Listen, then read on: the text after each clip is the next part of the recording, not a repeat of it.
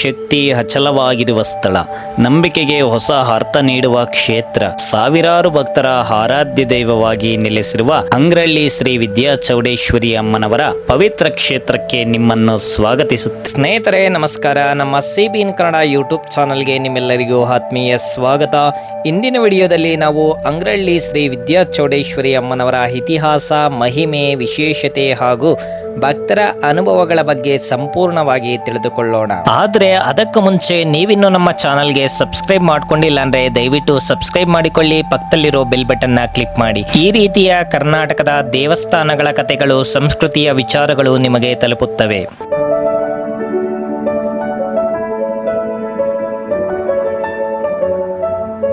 ಈ ಕೂಡಲೇ ಲೈಕ್ ಮಾಡಿ. ಸ್ನೇಹಿತರೆ, ಚೌಡೇಶ್ವರಿ ದೇವಿಯನ್ನು ಆದಿಶಕ್ತಿ ಅವತಾರವೆಂದು ಭಕ್ತರು ನಂಬುತ್ತಾರೆ. ದುಷ್ಟರನ್ನು ಸಂಹರಿಸಿ ಸಜ್ಜನರನ್ನು ರಕ್ಷಿಸುವ ತಾಯಿಯಾಗಿ ಅಮ್ಮನವರು ಪ್ರಸಿದ್ಧರಾಗಿದ್ದಾರೆ. ಅಂಗ್ರಳ್ಳಿ ಗ್ರಾಮದಲ್ಲಿರುವ ಶ್ರೀ ವಿದ್ಯಾಚೌಡೇಶ್ವರಿ ಅಮ್ಮನವರ ದೇವಾಲಯವು ಈ ಭಾಗದ ಪ್ರಮುಖ ಶಕ್ತಿ ಕೇಂದ್ರಗಳಲ್ಲಿ ಒಂದಾಗಿದೆ. ಸ್ಥಳೀಯರ ನಂಬಿಕೆಯ ಪ್ರಕಾರ ಹಲವು ದಶಕಗಳಿಂದ ಈ ಕ್ಷೇತ್ರದಲ್ಲಿ ದೇವಿಯ ಆರಾಧನೆ ನಡೆಯುತ್ತಾ ಬಂದಿದೆ. ಅನೇಕ ಭಕ್ತರು ಅಮ್ಮನವರನ್ನು ತಮ್ಮ ಮನೆ ದೇವತೆಯಾಗಿ ಪೂಜಿಸುತ್ತಾರೆ. ಈ ಕ್ಷೇತ್ರದಲ್ಲಿ ದೇವಿಯ ಸಾನ್ನಿಧ್ಯವನ್ನು ಅನೇಕ ಭಕ್ತರು ಅನುಭವಿಸಿದ್ದಾರೆ ಎಂದು ಹೇಳಲಾಗುತ್ತದೆ. ಸಂಕಷ್ಟದಲ್ಲಿದ್ದವರು ಇಲ್ಲಿ ಬಂದು ಪ್ರಾರ್ಥನೆ ಸಲ್ಲಿಸಿದ ನಂತರ ತಮ್ಮ ಸಮಸ್ಯೆಗಳಿಗೆ ಪರಿಹಾರ ಸಿಕ್ಕಿದೆ ಎಂದು ಭಕ್ತರು ತಮ್ಮ ಅನುಭವಗಳನ್ನು ಹಂಚಿಕೊಳ್ಳುತ್ತಾರೆ. ಈ ದೇವಸ್ಥಾನದ ಬಗ್ಗೆ ಭಕ್ತರ ಅನುಭವಗಳನ್ನ ನಾವು ಕೂಡ ಕೇಳಿ ತಿಳಿದುಕೊಳ್ಳೋಣ.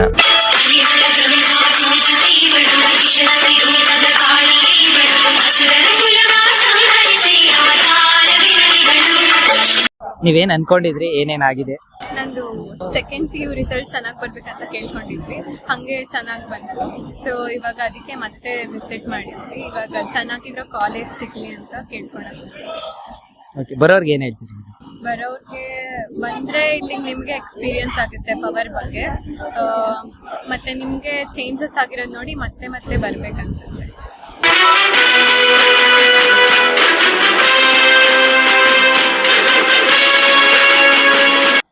ಮನ್ಸಲ್ಲಿ ಏನಿದೆ ಎಲ್ಲದನ್ನು ಸಾರ ಸಗಟಾಗಿ ಹೇಳ್ಬಿಟ್ರು. ನಮ್ಗೆ ಹೇಳ್ದ ಖುಷಿ ಆಯ್ತು. ಆಕ್ಚುಲಿ ಇದೊಂಥರ ಪವಾಡನೇ ಅನ್ನಿಸ್ತು. ಅದಕ್ಕಿಂತ ಮುಂಚೆ ನಾವು ದೇವಿ ದರ್ಶನ ಮಾಡಿದಾಗ ಆ ದೇವಿಯ ರೂಪ ಕಂಡ್ಬಿಟ್ಟೇನೆ ನಮ್ಗೆ ಒಂಥರ ಇಲ್ಲೊಂದು ಪಾಸಿಟಿವ್ ವೈಬ್ರೇಷನ್ ಅಂತಾನೆ.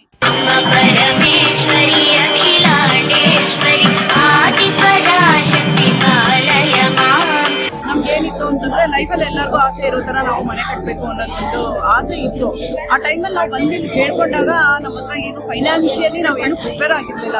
ಈಗೊಂದು ನಾವಿಬ್ರು ಸಾಫ್ಟ್ವೇರ್ ಇಂಜಿನಿಯರ್ಸ್ ಆದ್ರೂ ಸ್ಟಿಲ್ ನಮಗೆ ಅಷ್ಟು ಧೈರ್ಯ ಇರ್ಲಿಲ್ಲ ಕಟ್ಬೇಕು ಮನೆ ಅಂತ ಹೇಳಿ. 3 ಟೈಮ್ಸ್ ಬಂದಿದ್ವಿ. ಬಂದಾದ್ಮೇಲೆ ಇವಾಗ ನಾವು ಊರಲ್ಲಿ ದಾವಣಗೆರೆಯಲ್ಲಿ ಒಂದು ಮನೆ ಕಟ್ತಾ ಇದ್ದೀವಿ. ಆಲ್ರೆಡಿ ಅದು ಫೌಂಡೇಶನ್ ಸ್ಟೇಜ್ ಅಲ್ಲಿ ಇದೆ. ಮತ್ತೆ ಬೆಂಗಳೂರಲ್ಲಿ ಒಂದು ಅಪಾರ್ಟ್ಮೆಂಟ್ ಪರ್ಚೇಸ್ ಮಾಡ್ಕೊಂಡಿದ್ದೀವಿ. ಅದು EMI ಪ್ರೋಸೆಸ್ ನಡೀತಾ ಇದೆ. ಇದು ಖಂಡಿತವಾಗ್ಲೂ ನಾನು ಅಂತ ಹೇಳೋದು ಇದೊಂದು ಮಿರಾಕಲ್ ಅಂತಾನೆ ಹೇಳ್ಬೋದು. ಯಾಕೆಂದ್ರೆ ನಮ್ಮ ಹತ್ರ ನಾವು ಏನು ಥಾಟ್ ಇಲ್ಲ, ದೇವ್ರ ಹತ್ರ ಒಂದು ಬೇಡಿದ್ವಿ, ಬೇಡ್ಕೊಂಡು ಬಂದು ಇಷ್ಟು ಬೇಗ ಇಷ್ಟ ಆಗುತ್ತೆ ಅನ್ನೋದು ನಿಜವಾಗ್ಲೂ ಇದು ಆಶ್ಚರ್ಯನೇ. ವಿದ್ಯಾಚೌಡೇಶ್ವರಿ ಪವಾಡನೆ ಅಂತ ಹೇಳಿ ಅಂತ ನಾನ್ ತಿಳ್ಕೊಂಡಿದ್ದೀನಿ.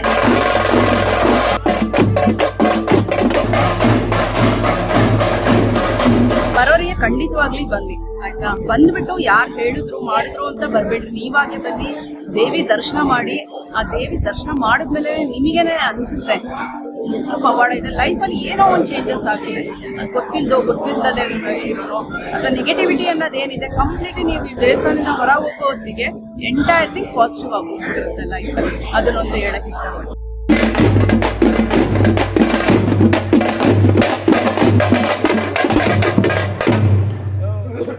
ಪೂರ್ಣಾವತಿಗೆ ನಮಗೆ ಅಲ್ಲಿ ಹೋಗಂಬಳೆ ಟೈಮ್ ಆಗ್ತದೆ. ನೀನು ಪೂರ್ಣಾವತಿಗೆ ಹೋಗೋಕೆ ಅಂತ ಹಠ ಮಾಡಕ್ಕೆ ಹೋಗ್ಬಾರ್ದು.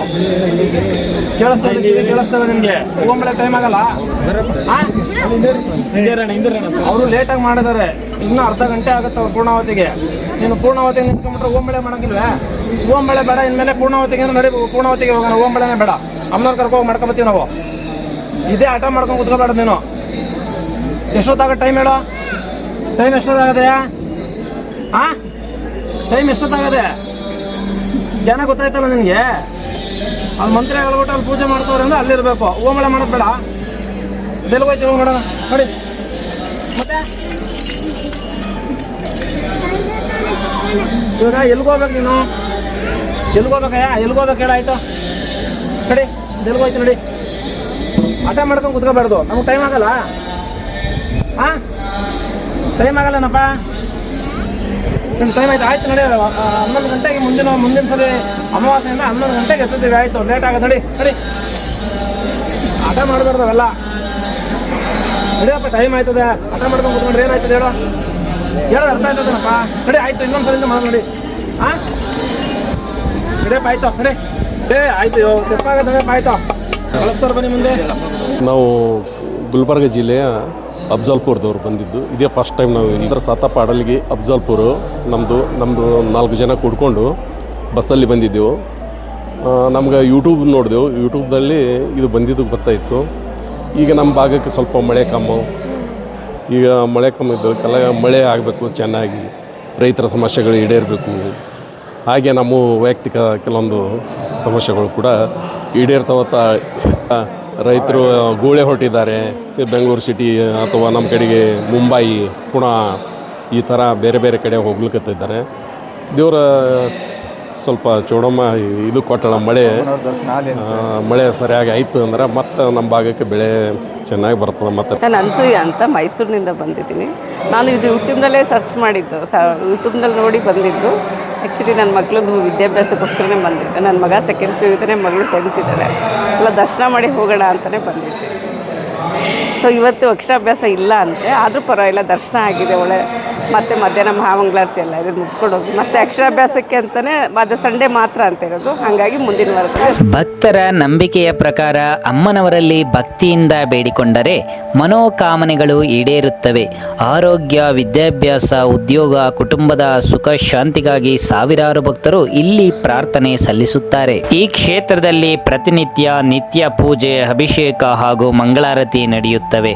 ಹಾಗೂ ನವರಾತ್ರಿ ಸಂದರ್ಭಗಳಲ್ಲಿ ದೇವಾಲಯವು ಅತ್ಯಂತ ವೈಭವಯುತವಾಗಿ ಅಲಂಕರಿಸಲ್ಪಡುತ್ತದೆ.